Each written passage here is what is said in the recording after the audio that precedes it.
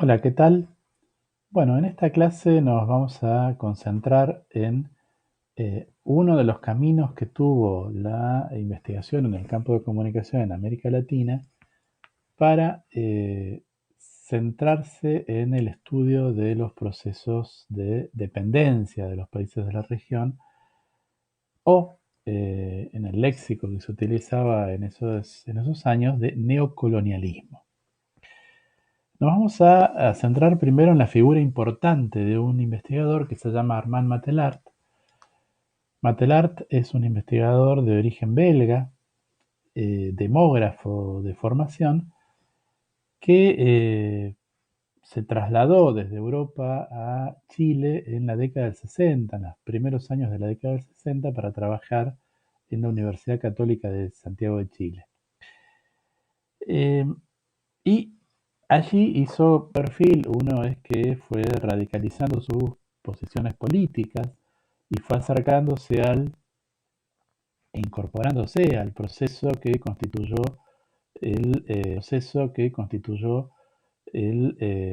la experiencia de la unidad popular en Chile, encabezada por Salvador Allende, que llegaría a la presidencia en 1970. Y por otro lado también fue cambiando su interés académico o el lugar de su intervención, de su trabajo, desde el estudio de la población, que es la demografía, hacia el estudio de los procesos culturales e ideológicos en relación a los medios de comunicación de masas. Junto a otros investigadores de esa universidad, fundó el CEREN, el Centro de Estudios de la Realidad Nacional, que tenía como publicación académica una revista que se llamaba Cuadernos de la Realidad Nacional. En un número de 1970, un número especial de esa revista, donde aparecen varios trabajos de él y de otros investigadores, de Michel Matelat, Chini, y creo que de algún otro investigador más, aparece un trabajo que es de alguna forma una propuesta programática para lo que va a ser el desarrollo de su investigación en los años siguientes. Ese trabajo se llama El marco del análisis ideológico, y que tiene dos partes muy marcadas. Yo me voy a referir brevemente a ese trabajo, que es muy, muy interesante, muy importante. Eh, la primera parte se llama, y es muy descriptiva en su título, Crítica a la Communication Research. Eh, ¿Qué critica de la corriente de investigación norteamericana de la comunicación, que era predominante en el análisis de los medios de comunicación hasta ese momento? Bueno, lo que critica centralmente es la relación que tiene con los intereses de la sociedad de mercado. No en términos simplemente de que haya una afinidad política entre los investigadores y quienes sostienen los grupos o los grupos de interés más importantes de la sociedad norteamericana, sino que la crítica es más profunda, porque Matelar lo que plantea es que esta relación, que podemos entender en términos de la característica administrativa de esta investigación, dependiente de fuentes de financiamiento por parte de intereses comerciales y de intereses políticos, eh, esa relación lo que va a implicar es consecuencias en términos metodológicos y en términos epistemológicos. En términos metodológicos, lo que critica Matelar son las limitaciones de los métodos estándar de la Mass Communication Research para abordar su objeto, y esos métodos son las encuestas cuantitativas y el análisis de contenido manifiesto. Dice Matelart: la encuesta y el análisis de contenido manifiesto pueden brindar resultados satisfactorios si están circunscriptos a los estudios de mercado, pero en ningún caso pueden ser suficientes cuando se considera necesaria una aproximación crítico-ideológica del medio de comunicación de masas.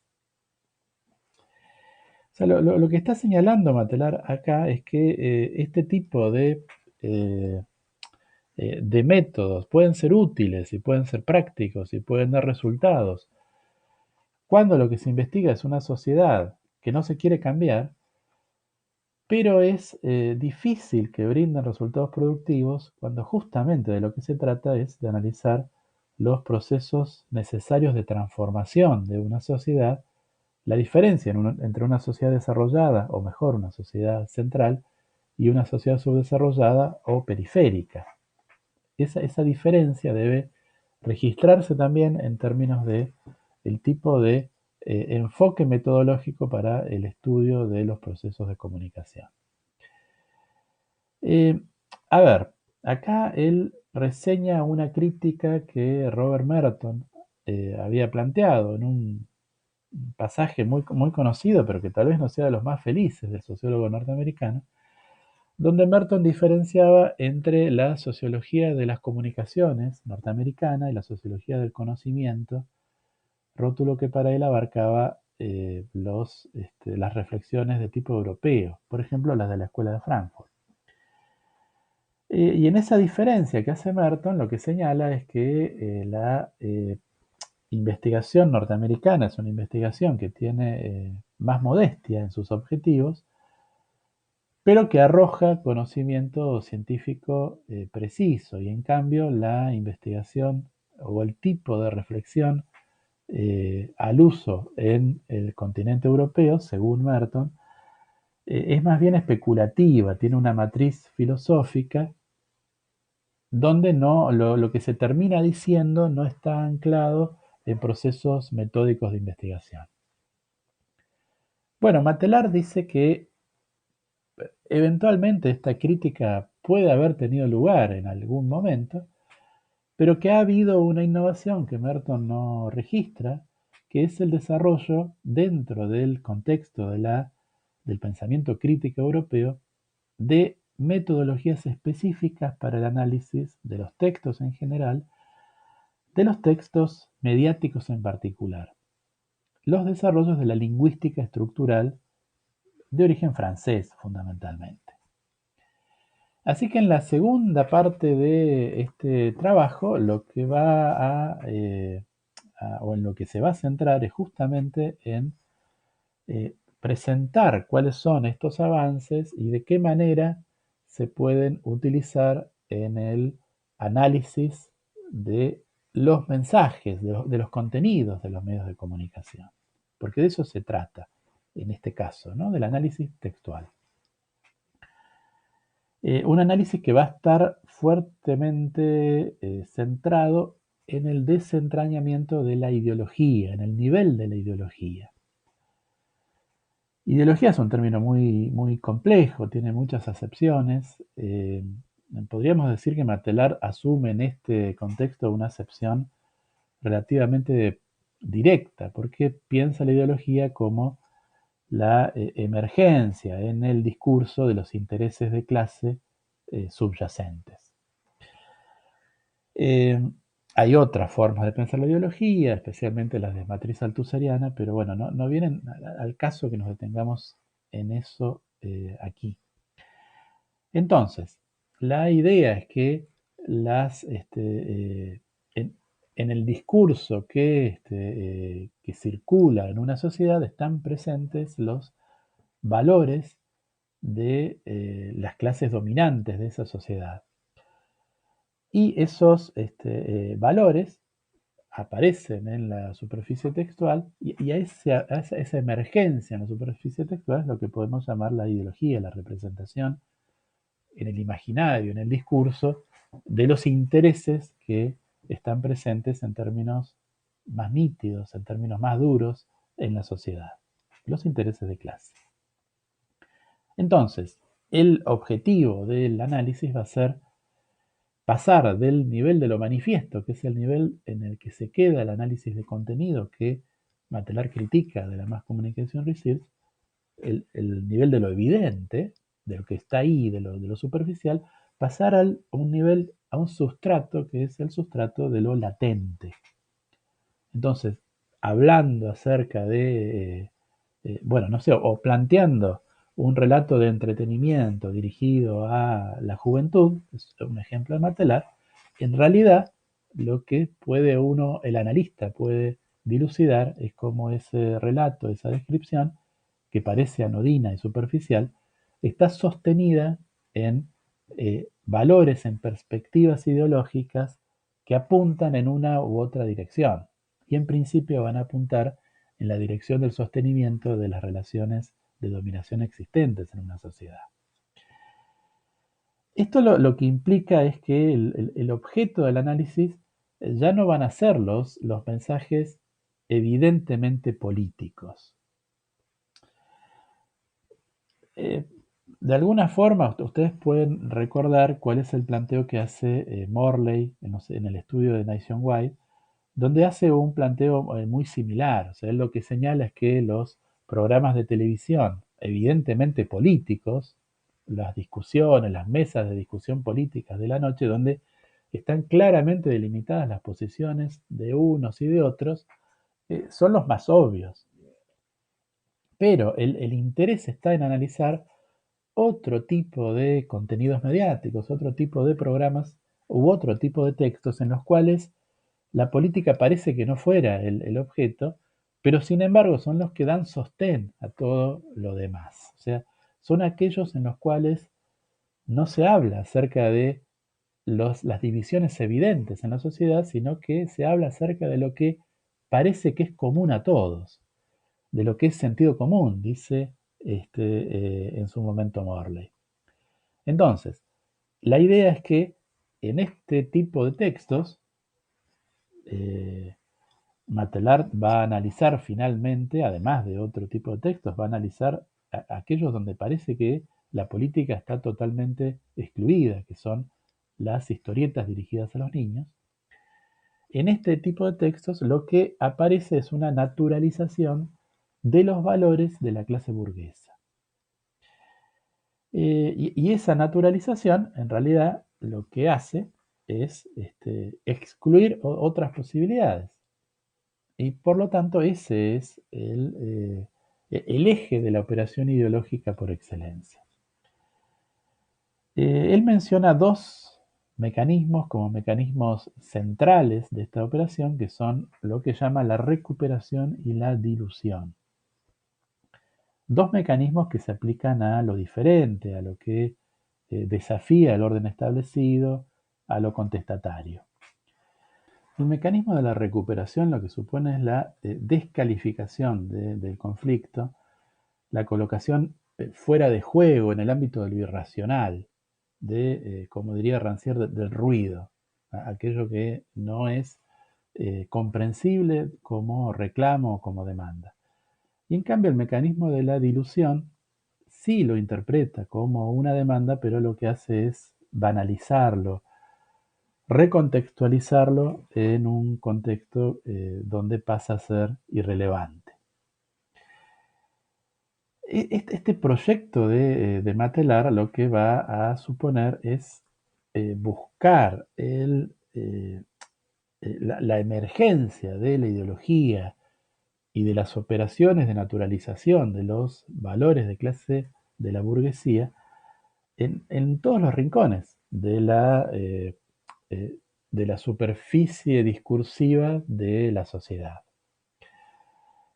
Y en esto él se va a basar en, cuando hablaba de los eh, adelantos de la lingüística estructural, se va a basar fundamentalmente en los aportes de dos autores. Uno es Roland Barthes y el otro es Greimas, dos lingüistas que por esos años habían planteado aportes muy, muy importantes. Barthes, en uno de sus textos, que posiblemente sea uno de los más conocidos, que se llama El mito soy, parte de un libro que en realidad está publicado en la década de 50, Mitologías, plantea un estudio del mito, pero con una forma de encararlo bastante particular, porque lo que señala es que el mito es un habla, dice. Eh, Acá vemos el esquema que es bastante famoso. Él lo que señala es que el mito, dice, es un sistema semiológico segundo. Utiliza un material que ya implica un signo, o sea, está utilizando acá las categorías tradicionales del SOSIR, ¿no? La idea de que el signo es una unión arbitraria entre significado y significante. Él dice, aparece la unión de un signo con un significado segundo, lo que él llama significación. Eh, Vale la pena citar en extenso un análisis muy famoso que hace de esta etapa de la revista Paris Match. Dice Bars, estoy en la peluquería, me ofrecen un número de Paris Match. Bueno, acá uno podría hacer un comentario aparte, ¿no? Porque eh, eh, Bars de alguna forma se defiende, porque no es una revista que él compre en el escaparate, simplemente está en la peluquería y se la ofrece. Bueno, eso es maldad mía. En la portada, un joven negro vestido con uniforme francés hace la venia con los ojos levantados, fijo sin duda en los pliegues de la bandera tricolor. Tal el sentido de la imagen. Sin embargo, ingenuo o no, percibo correctamente lo que me significa, que Francia es un gran imperio, que todos sus hijos, sin distinción de color, sirven fielmente bajo su bandera y que no hay mejor respuesta a los detractores de un pretendido colonialismo que el celo de este negro en servir a sus pretendidos opresores. Me encuentro una vez más ante un sistema semiológico amplificado. Existe un significante, formado a su vez previamente de un sistema, un soldado negro hace la venia, hay un significado, en este caso una mezcla intencional de francesidad y militaridad, y finalmente una presencia del significado a través del significante. El sentido, dice Bars, ya tiene un significado completo, el signo inicial. Eh, en este caso, bueno, un afroamericano, un soldado, una bandera. Pero lo que hace el mito es vincular ese significado que está en el nivel de la lengua a otro significado que aparece como contrabandeado. En este caso, como él dice, la militaridad, la colonialidad, el imperialismo, no en cualquier momento, esto está escrito en la década del 50, que es el momento en el cual el imperio colonial francés está en discusión, en debate, en debacle. Entonces, lo que hace el mito, dice Barthes, es tomar un elemento particular y convertirlo en universal. Barthes dice, transforma la historia en naturaleza. ¿Qué quiere decir esto? Quiere decir que algo que surge de una contingencia, por ejemplo, los valores imperiales franceses, aparece desplazado al sentido común o a lo natural, a lo que es obviamente así. Esto lo que opera también es como una autodefensa frente a la crítica que puede hacer el analista de los mitos. ¿Mm? Cuando Barr señala, bueno, esto es una muestra defensiva del imperialismo francés, desde el sentido común y desde una lectura ingenua se puede decir de una manera incrédula, pero ¿de qué está hablando este tipo tan rebuscado si lo único que hay es un soldado saludando la bandera? Estos dos niveles van a estar presentes siempre y se van a reproducir después en algunas de las discusiones que generó el trabajo que nos importa más, que es el de Matelart, y otro colega de él que se llama Armando Ortman. Lo segundo que me gustaría señalar sobre lo que Barthes dice, mucho más sobre el mito, es que él dice es un habla despolitizada. ¿Qué quiere decir con esto? Que nuevamente, que no es obviamente política, porque lo obviamente político es el tipo de discurso en el cual el enunciador se posiciona en una posición, pero reconoce implícitamente que hay otras posiciones diferentes. El mito no reconoce que haya una posición diferente, sino que trata de unificar esa posición parcial con todo el universo de sentidos posibles. En ese sentido es un habla despolitizada. No es un habla conflictiva, sino es un habla que plantea una verdad que se postula como universal.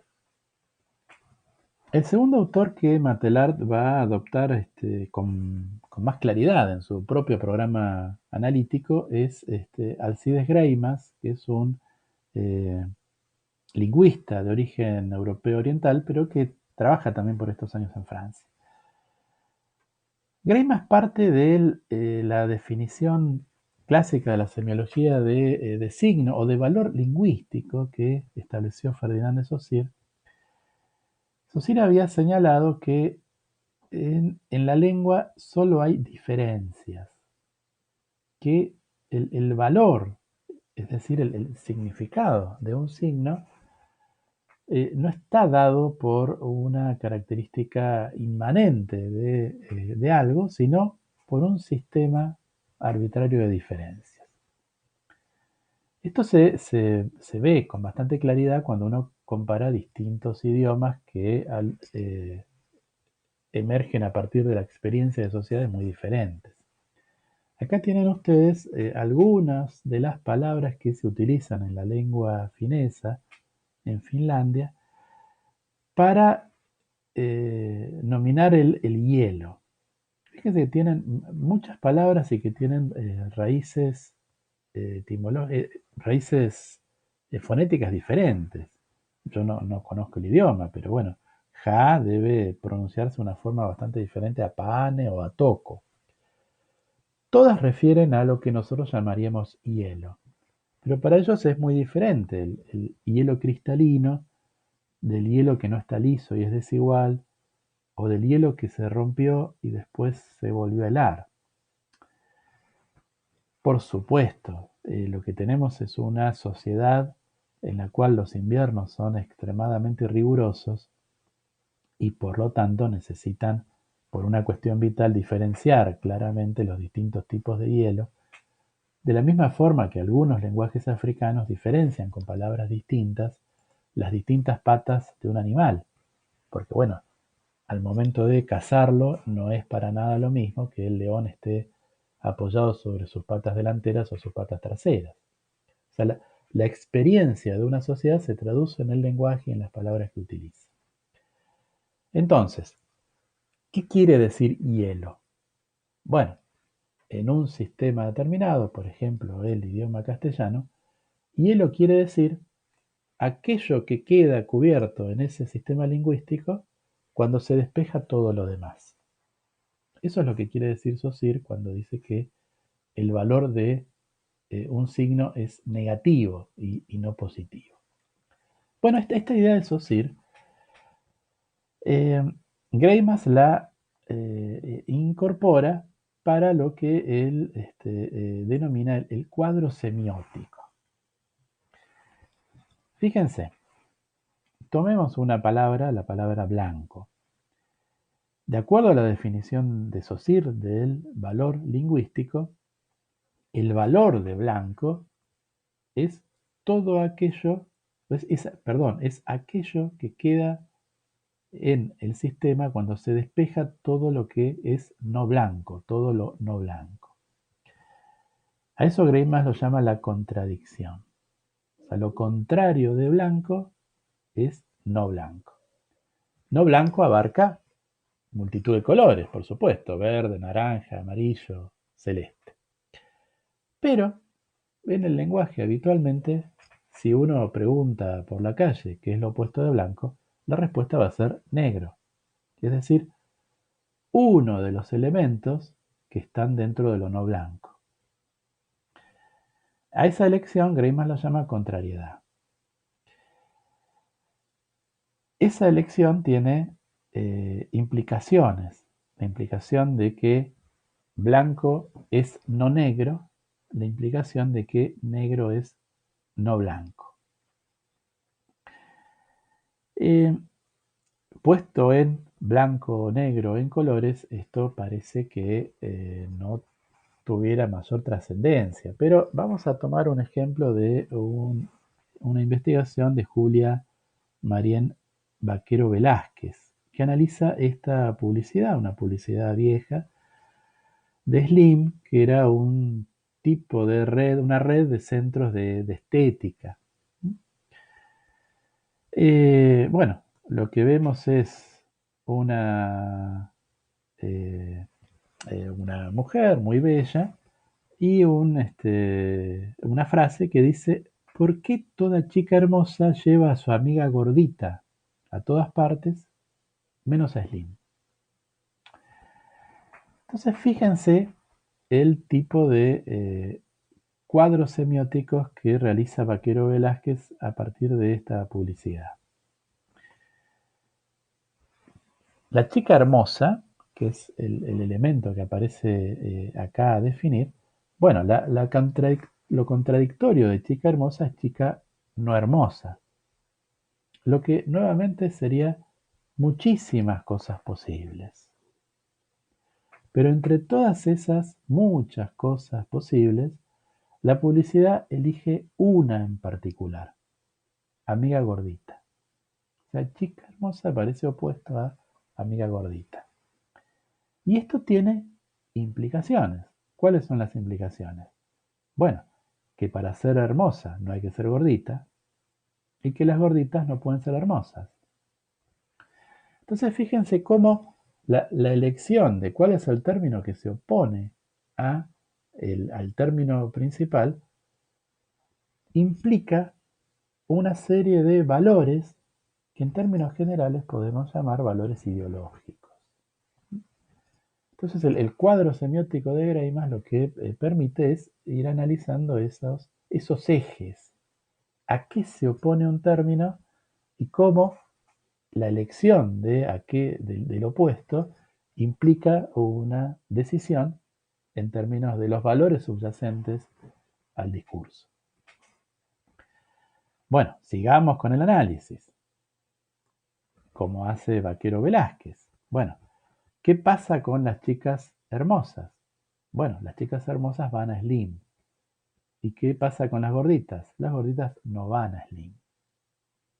Lo que implica que son las chicas delgadas las que van a Slim, que implica también que las no hermosas, por ejemplo las gorditas, no van a Slim. Bueno, como en una publicidad, en una simple frase, tenemos todo un universo ideológico condensado, no tanto por lo que muestra, por lo que es evidente, sino más bien por lo que no se ve. Bien, con estos elementos pertrechados de estas herramientas, Matelart y su grupo de investigadores, especialmente, como señalé, en el Centro de Estudios de la Realidad Nacional, va a llevar adelante un tipo de análisis que se va a centrar en ciertos textos de los medios de comunicación de masas y que donde va posiblemente a brindar más resultados va a ser para el análisis de la literatura infantil o de las historietas destinadas a los niños. Un- una elección un tanto curiosa, podría decir uno. Pero justamente lo que ellos van a señalar es que es en estos lugares donde parece que es imposible encontrar un discurso político, un discurso ideológico, un discurso valorativo acerca de cómo es y cómo debe ser la sociedad, es donde aparecen naturalizadas las expectativas, los sueños y los valores de una sociedad determinada, la sociedad que produce esos mensajes, la sociedad colonial, y la clase social que domina esa sociedad.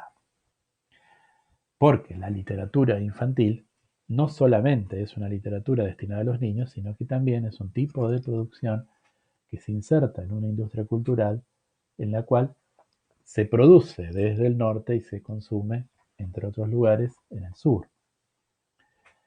Y ellos se van a centrar en este tipo de literatura, en este tipo de textos. Me voy a referir a dos. Uno es el análisis que hace Ariel Dorfman de la historia del elefantito Babar. Y la segunda es ya nos vamos a centrar en lo que va a ser la principal intervención, que es el libro para leer el Pato Donald del mismo Dorfman y de Armand Matelart. Bueno, Dorfman elige para su análisis publicado en 1971 las historias del elefantito Babar. El elefantito Babar es un personaje creado en la década del 30 y es protagonista de una serie de libros ilustrados publicados inicialmente en esa década, aunque van a tener una duración un tanto mayor. Lo que uno podría encontrar inicialmente como una cosa bastante sorprendente es la forma directa, casi sin elaboración metafórica, en la cual estas historias justifican el colonialismo. Y de hecho el libro original fue presentado en la Exposición Colonial Internacional en 1931, un evento en el cual Francia mostraba, justificaba, sostenía su imperio colonial. Así que hay una relación directa entre el proyecto colonial de las potencias europeas, de Francia específicamente, y estas historias. Bueno, ¿qué pasa con el elefantito Babar? Babar es un elefantito, parte de una manada de elefantes que viven en la selva. Llega en un momento, cuando él es chiquito, un cazador muy malo. El cazador mata a su madre, Babar escapa y llega a la ciudad. En la ciudad nadie le da bolilla, así que está muy triste el elefantito hasta que una mujer, que siempre aparece denominada como la anciana señora, lo adopta. Lo adopta y lo civiliza. O sea, una de las primeras cosas que hace es llevarlo a una tienda para comprarle ropa y vestirlo, porque bueno, Babar, como elefante salvaje, andaba desnudo, y Babar empieza a caminar erguido en dos patas.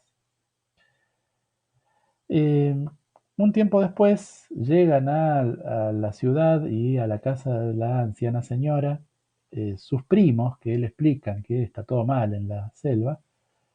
Y entonces Babar, después de civilizar a sus primos, que aparecen en el auto ya vestidos, emprende el viaje para volver a la selva, donde se encuentra con que ha muerto el rey.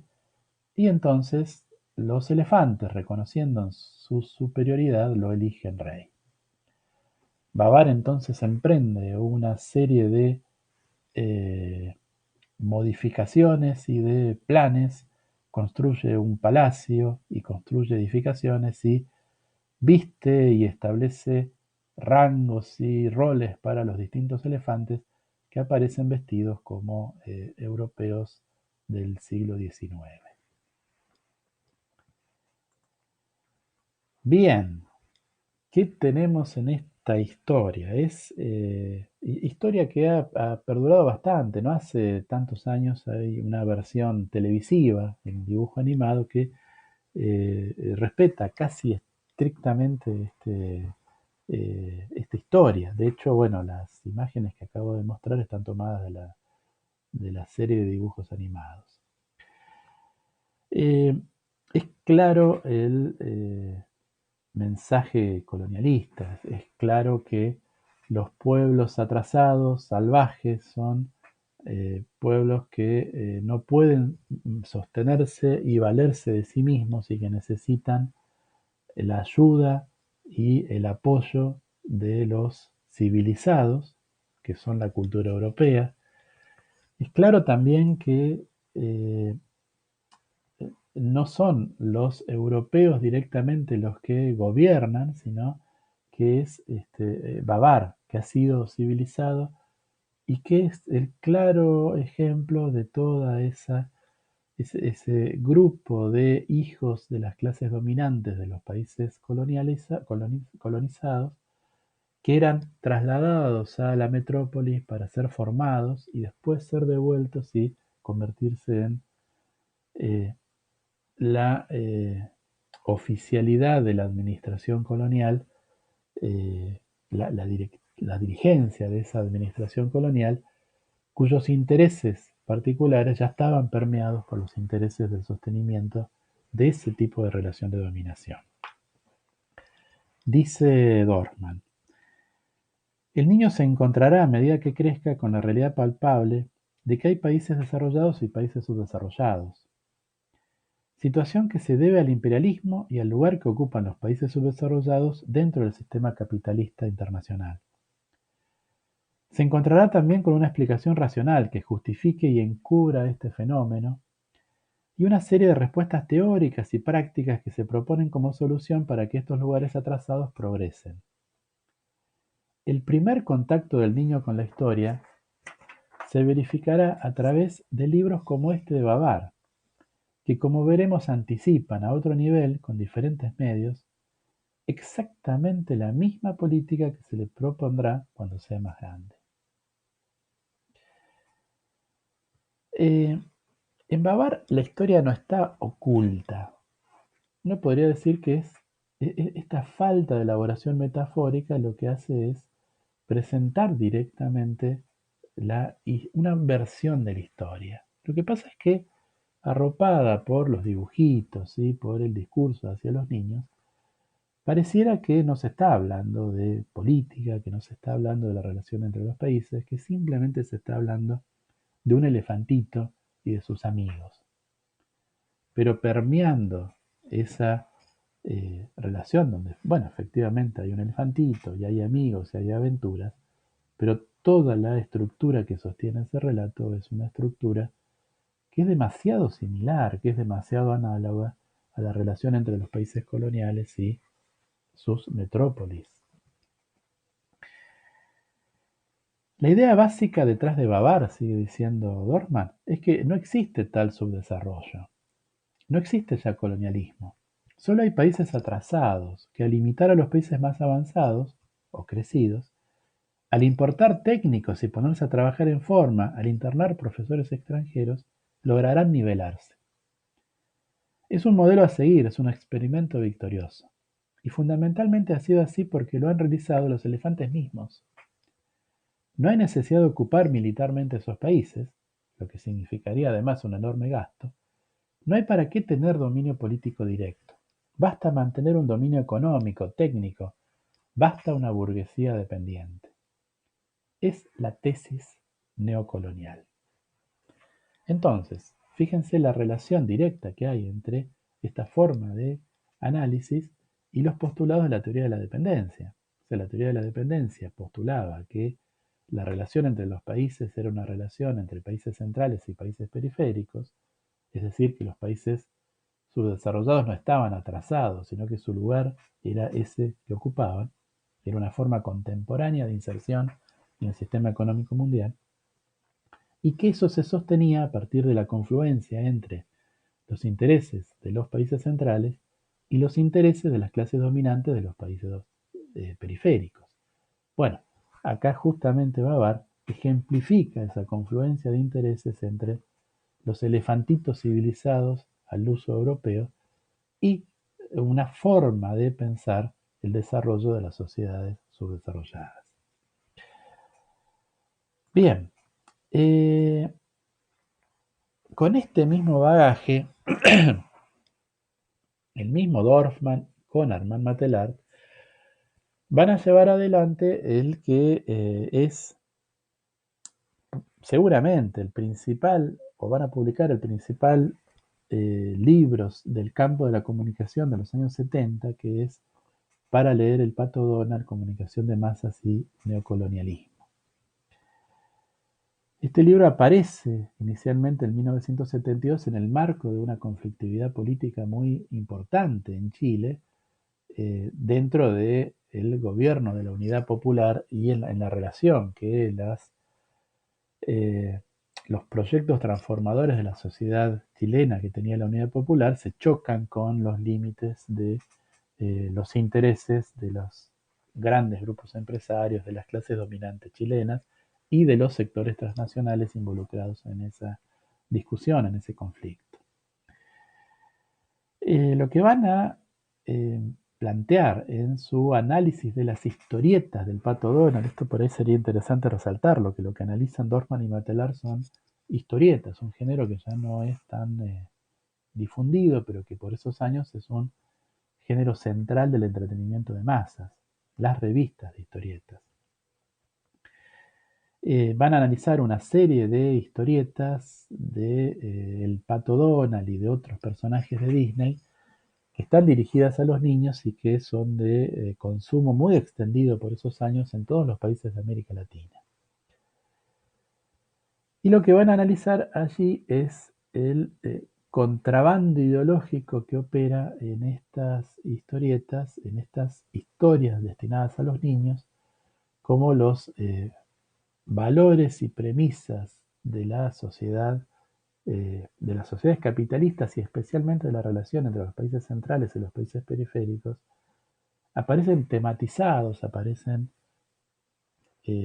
contrabandeados en estas historias supuestamente inocentes, supuestamente anodinas, supuestamente carentes de todo elemento que podría pervertir las mentes de los niños. Bueno, algunas cosas que ellos analizan o algunas de las que nos parece importante destacar. Una es la curiosa relación entre los adultos y los niños que está presente en estas historietas, en las clásicas. Casi no hay relaciones de padre e hijo. Las relaciones curiosamente son típicamente de tío y sobrino. El Pato Donald no es el padre de los patitos, sino de Hugo, Paco y Luis, sino que es el tío de Hugo, Paco y Luis, y a su vez es el sobrino de Rico MacPato. Minnie tiene sobrinos, también tiene sobrinos Mickey. Hay pocas relaciones en las historietas clásicas de relaciones padre-hijo. ¿Por qué será esto? Se preguntan Dorfman y Matelar.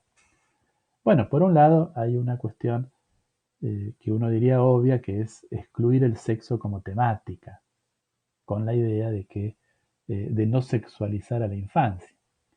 Pero más allá de esto, dicen ellos, lo que aparece acá es una sustitución de las relaciones de afecto, que serían las propias de la relación entre los padres y sus hijos, padres, madres, hijos, por el interés directo. O sea, por lo menos dicen, bueno, en la relación entre el padre, madre y sus hijos e hijas, lo que hay es una autoridad que surge por lo menos de la progenie biológica. En este caso, no. Lo que hay es simplemente la imposición del dominio de una situación de facto. Simplemente, por razones que nunca se explican, los niños están a cargo de determinados adultos. Y en esa relación entre los adultos y los niños no aparece el afecto, el amor, la solidaridad, sino lo que aparece es el interés y la competencia. Los niños son muy inteligentes aquí. Son más inteligentes que los adultos.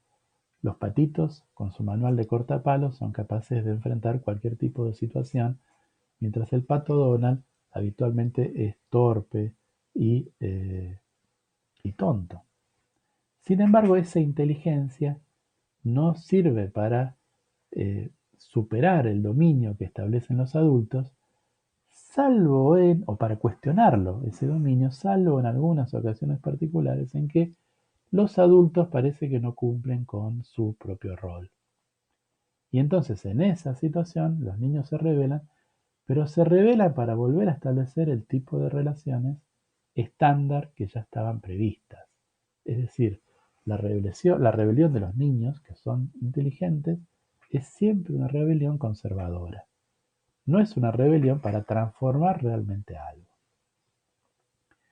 Otra cosa que aparece acá, solo voy a decir muy brevemente, es cuál es el tipo de roles de género que proponen estas historietas. Las mujeres eh, son cortejadas, pero se dedican siempre a tareas accesorias, tareas en el mundo de los servicios y nunca tienen un rol más que subordinado a los verdaderos protagonistas que son los varones. Así que hay una forma también de pensar el género acá que podría discutirse mucho más extensamente. Pero a Dorfman y Matelar en realidad le interesa más que esto cuál es el lugar eh, de los distintos países, las distintas culturas, el colonialismo, de ahí el subtítulo del libro, en este tipo de historietas. Entonces notan que es muy común que los personajes inicien sus aventuras con un retorno a la naturaleza, saliendo de la ciudad y visitando algún otro lugar que siempre se encuentran con algunos pueblos salvajes. Esos pueblos salvajes se caracterizan porque eh, son de culturas muy simples, porque parecen niños, porque están semidesnudos, porque hablan como niños, porque son muy ingenuos. Eh, Dicen ellos, lo que sucede, dicen, es que en realidad son niños. Los niños de la ciudad son niños solo en apariencia. Tienen de los niños la forma física y la estatura, la constante posición independiente inicial, la supuesta buena fe, las actividades escolares y a veces los juguetes. Pero según se ha visto representan la fuerza que juzga y rectifica cada desliz de sus mayores con los argumentos, racionalidad, perspectiva y preocupada madurez de los mismos adultos. Son niñomorfos, dicen en otro momento. Ahora podemos entender la ahogante presencia de los salvajes dentro de este mundo. Ellos vienen a reemplazar el hueco que dejan los pequeños niñomorfos, forma de niños, urbanos, que a su vez sustituyen constantemente a los adultomorfos, forma de adultos. Hay entonces dos tipos de niños.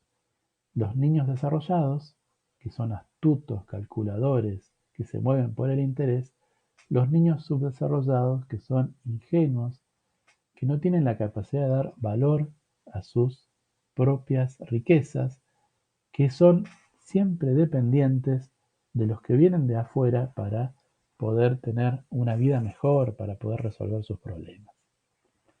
Entonces, cuando en estas historietas se habla de los salvajes y de los primitivos, en realidad, dicen Dorfman y Matelar, de lo que se está hablando es de los subdesarrollados. Es el lugar que tienen que tener las sociedades de los países periféricos. Bien, en estas historietas a veces aparecen ladrones.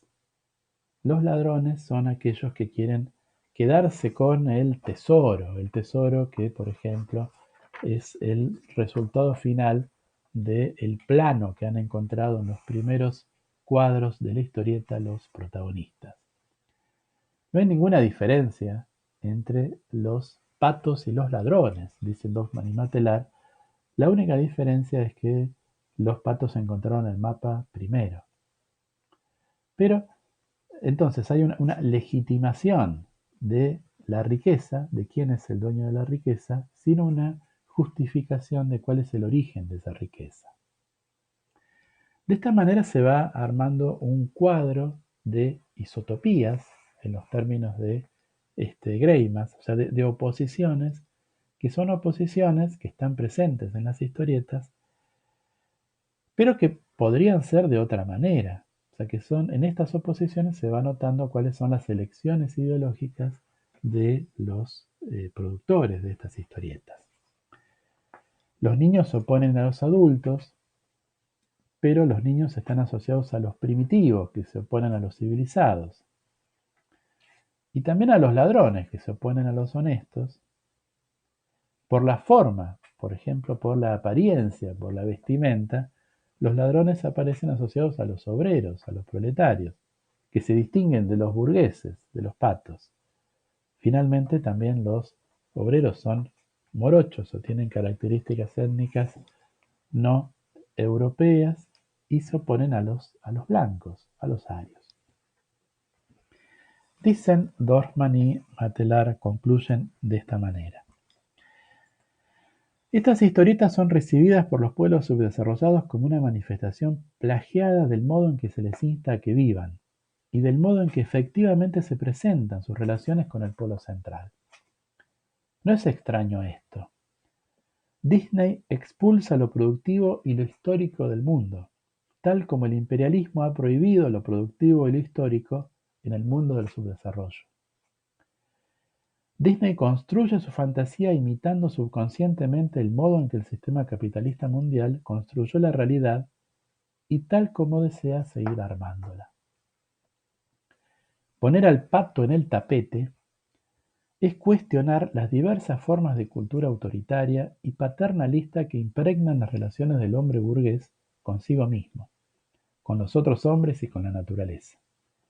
Mientras su cara risueña deambula inocentemente por las calles de nuestro país, mientras Donald sea poder y representación colectiva, el imperialismo y la burguesía podrán dormir tranquilos.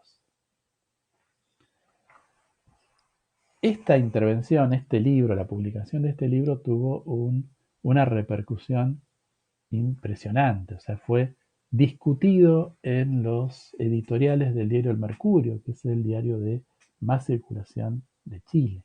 O sea, fue discutido, generó polémica, generó adhesiones y generó detractores. Incluso en un libro bastante tardío como Manual del Perfecto Idiota Latinoamericano, que es un libro ultraliberal publicado en la década del 90, se habla de Para leer el Pato Donald y se lo critica desde esas posiciones de sentido común y de ingenuidad que son la forma de justificar la crítica de las críticas de este tipo, esta cosa, pero si están hablando en realidad de animalitos, si se están hablando de cosas que se dirigen a los niños, estos son todos inventos de marxistas demasiado psicoanalizados. Pero en realidad no puede ni este libro ni otras críticas elaborar un planteo que desestructure el fondo de la relación entre los valores ideológicos sostenidos y la emergencia que tienen en un texto, en un discurso mediático, en este caso, las historietas del Pato Donald y de Disney en general. Ahora, hay una crítica de otro tipo que realiza por esos años el grupo del Liceo Verón, que estaba nucleado en una revista que se llamaba Lenguajes, y que no es una crítica ingenua o anodina, sino más relevante, que inaugura una polémica bastante interesante de esos años. ¿Qué es lo que critica Eliseo Verón? Bueno, eh, Verón hace una reseña del desarrollo del estructuralismo, tanto en Chile como en Argentina, plantea cuáles son los contextos diferentes y cuáles son los matices diferentes que se dan en un caso y en el otro. Y lo que plantea es que la semiótica estructural no tiene todavía las herramientas necesarias para poder abordar un análisis como el que Dorfman y Matelar se plantean en el Pato Donald. Por la cantidad del corpus, el tamaño del corpus, por la profundidad del análisis, sucede que las demandas que hace el momento político-cultural, el proceso revolucionario chileno en concreto en este caso, no pueden ser respondidas por el desarrollo metodológico de la semiología como un campo de conocimiento científico. Y eso es lo que explica el juicio de Verón, que se recaiga, y esto sería lo propio de los análisis del grupo de Matelar, como metodología en lo que él llama fragmento de texto más comentario. Es decir, no hay un método preciso de análisis del texto, sino que lo que hay es simplemente una lectura del texto y un comentario hecho desde una posición más o menos lúcida. Pero, dice Verón, para hacer esto no se necesita la semiología. Entonces, el problema principal, señala él, es el problema del método, y es un problema que, para leer el Pato Donald, simplemente ha desaparecido. ¿Por qué es que sin embargo, se alude o se incorporan categorías como las de recuperación, dilución, las isotopías, el cuadro semiótico? Bueno, y esto posiblemente lo más duro de la crítica de Verón, simplemente para reforzar la propia posición del intelectual en la distribución de las competencias y de los lugares en un proyecto político determinado. O sea, para que el intelectual aparezca revestido de intelectualidad en sus intervenciones. Eh, Bien, esta crítica que hace Verón va a ser respondida no directamente por Matelard, sino por su amigo y colega Héctor Smukler, argentino Smukler, en el número 4 de otra revista que es Comunicación y Cultura. Smukler dedica un artículo a, no tanto a defender a Matelard y Dorfman como a atacar la propia posición de Verón. Y lo que señala es que si Verón dice que Matelard y Dorfman han hecho un uso indebido de la retórica científica, cuando de lo que se trataba era de una discusión política, Smukler le dice a Verón que él hace un uso indebido de la retórica política. ¿Por qué? Porque Verón habla de dominación, de colonialismo, de sociedades dependientes, pero en realidad lo que está planteando es una división tajante entre el ámbito de la ciencia y el ámbito de la política. Y esa división tajante entre el ámbito de la ciencia y el ámbito de la política deviene de una falta de compromiso real por parte de Verón con un proyecto de transformación concreto de la sociedad. El valor de una intervención científica, dice Smukler, no proviene del método utilizado, sino que proviene de la relación que esa intervención tiene con un proyecto de transformación social. Dice Smukler: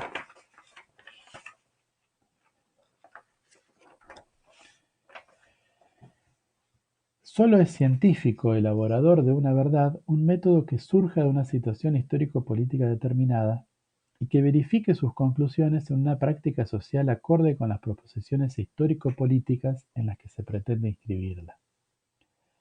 Lo contrario, la consideración política y la práctica científica como fenómenos paralelos, es decir, separados, concluyen un acompañamiento infinito como las paralelas euclidianas, sin que jamás una roce a la otra.